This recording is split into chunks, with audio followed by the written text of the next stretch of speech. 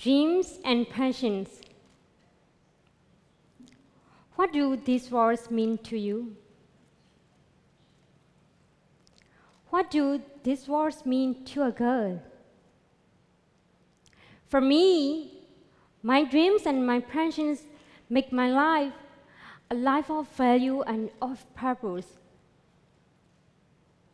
I have a dream of to study abroad, to pursue a master, to explore things and to have a humanitarian career. But for a girl who grew up in Aunglan, a small town in the MYEO division, my dreams and my passions go completely against the societal definition of what a good girl should be. Based on my upbringing, I thought I had a clear idea of how society defines a good girl.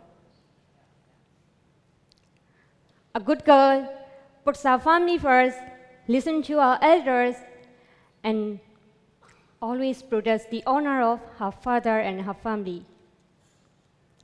A good girl cooks well, takes care of the household chores, and marries whom her parents pick and takes care of her husband and children. A good girl speaks quietly, and she doesn't talk about things that might upset others. A good girl is also content to stay at home, doesn't hang out with her friends, and always makes sacrifices for others. My whole life, I have been trying to fit into that definition of a good girl. But I have been asking myself a lot lately, is this the definition of a good girl I want to live by? I am a Burmese Indian girl, raised in a middle-class, educated, and very liberal-minded family. My parents are very loving and caring. But a few years ago, I had a conflict with my family. I wanted to go to university, and they wanted me to stay home and join the family business. I did really well in school, and education is something that is important to me. But my family was worried about me going too far and leaving home. They also said a degree wouldn't help me much anyway. So I decided to be a good girl and stay home and join the family business to make them happy. But I was not happy. I felt really trapped at home. I wasn't allowed to go out with my friends because my family was worried I would be exposed to boys. My mom said, "Boys will teach you in university. If your reputation goes down, no one will ask for your hand in marriage, and your family's honor will go down too." My family arranged a few marriages for me, and I denied them all.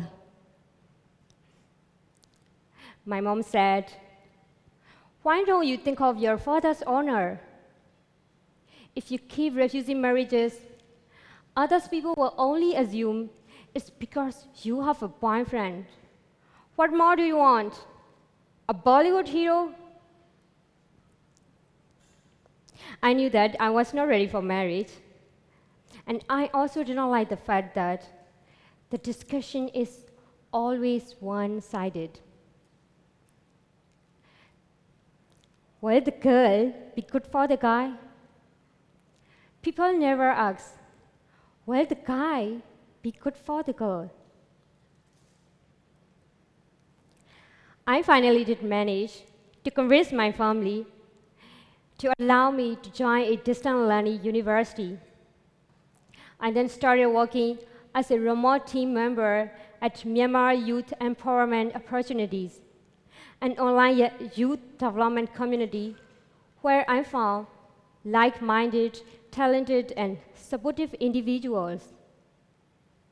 They inspire me, and I realize that I can chase my dreams while living in Aunglan. So I asked permission from my parents to come to Yangon, and they thought that I was crazy. After moving to Yangon, my world expanded. I joined the Parami Institute's leadership program, where I pursued liberal arts. And it was the first time I felt I belong. I also got the chance to travel to India through Know India program. I was with 40 other diaspora Indians from all over the world. And I was shocked to see how successful the other diaspora Indian girls were, with high professions and skill, and also still keeping their Indian traditions and cultures alive. They were religious, but their religion did not hold them back. And that was something really important for me to find out. And I wanted the same for all Burmese Indian girls. After getting to know different people from diverse backgrounds, I realized that my experience was not limited to my Hindu society. A lot of girls are being constrained just like me in other society as well. Every girl I met told a story of their own problems. I realized they were all struggling to escape that definition of a good girl that society has put upon us. Here in Myanmar, many of us don't have the courage to criticize the system, to think about what we need to change. Thus now, the system holds power over living human beings.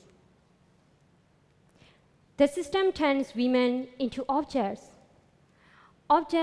whose bodies, dreams, and choices are controlled, apparently for their own good. That is why I am standing here before you today. I realize we need to take actions for all girls. We, the individuals, should come first before traditions, customs, cultures, and religions. We, as women, as human beings, are above the systems and norms that surround us. When I look in the mirror, I want to feel proud and say, oh, this is me, not just someone's daughter, sister, or someone's wife. So I think it is the time we came up with the new definition of a good girl. And here is what I propose.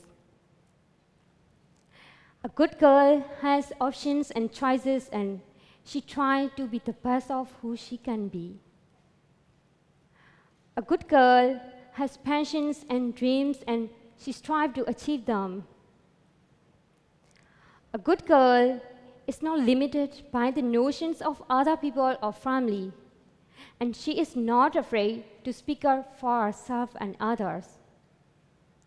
And a good girl is an equal partner in a relationship who has her own identity. And at this definition, I really hope I will be considered a very good girl. Thank you so much.